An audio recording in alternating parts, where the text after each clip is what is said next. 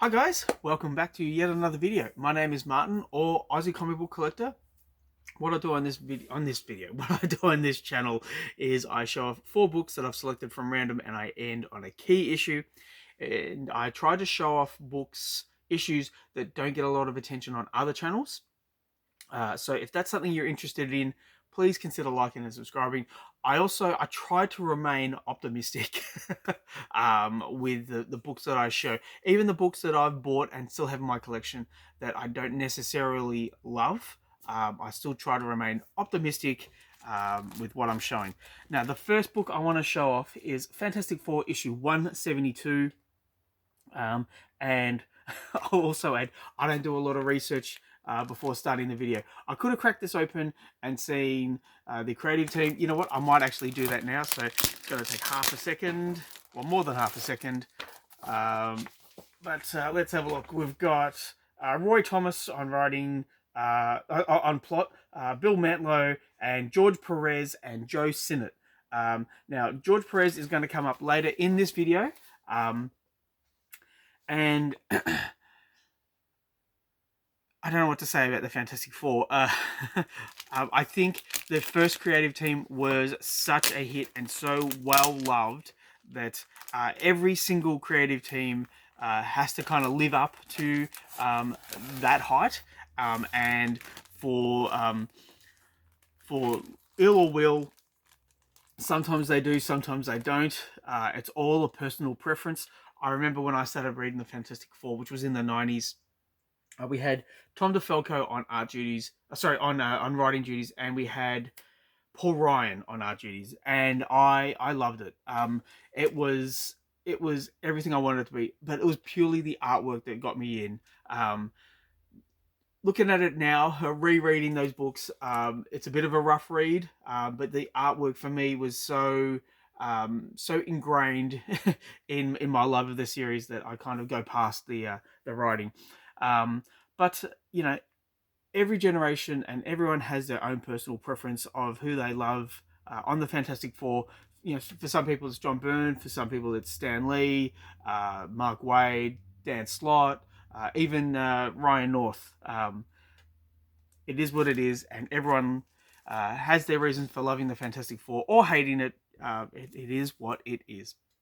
Now, the next issue I want to show off is X-Men Blue, issue 3 by Cullen Bunn and Molina. Alfred Molina? I don't know. I don't know who the artist is here. But this is the from memory, and I could be wrong here, this could be, I think, the second volume of X-Men Blue, where the first volume had Bendis, and he brought the original X-Men to the present, and that was the concept of the book. And then he ran it out, and then Cullen Bunn took over, and I started reading from Cullen Bunn's run, and yeah, it was interesting. It went a little bit lopsided by the end of when I stopped reading. They included Venom in there, and there was vampires, and I thought, this just seems to be a bit of a mess. I don't know what's going on. So I stopped reading it. But at this time, you know, it was a fun read. So yeah, that's issue 3 of X-Men Blue. Next up is, talking about Dan Slott, we have Amazing Spider-Man issue 654. And I just, I was going through the Amazing Spider-Man books up there, and I saw this cover, and I thought, yeah, this is really cool. You got the Scorpion in here looking really cool. And in this era, I didn't read everything by Dan Slott in terms of Amazing Spider-Man. I would pop in and out when the stories seemed cool. And I want to ask, we have here the debut of the all-new Venom, right there. So is this the all-new Venom's first appearance? I do not know. There are so many Venoms, so many symbiotes these days that I can't keep track of them all. It's like the Green Lanterns. There's thousands of these guys and girls and aliens. That, yeah, I just cannot keep track of all the Green Lanterns, and I cannot keep track of all the symbiotes. And all the spider clones. There's too many. So I kind of gave up. But it's a cool cover, and I wanted to show it off. And as I said, talking about George Perez, the key issue for this video is this one. This is Superman issue 1 by George Perez on writing and art. And in hindsight, now that George has passed away, I think I would have taken more reverence to this issue when it came out. Being part of the New 52 era, there was a lot. There was a lot going on at DC. I remember the weekend that the first week launched, because it ran over like the whole month, and it was broken up into 4 weeks, maybe 5 weeks. And this came out, I think, in the second week. But you can correct me if I'm wrong, because I constantly am.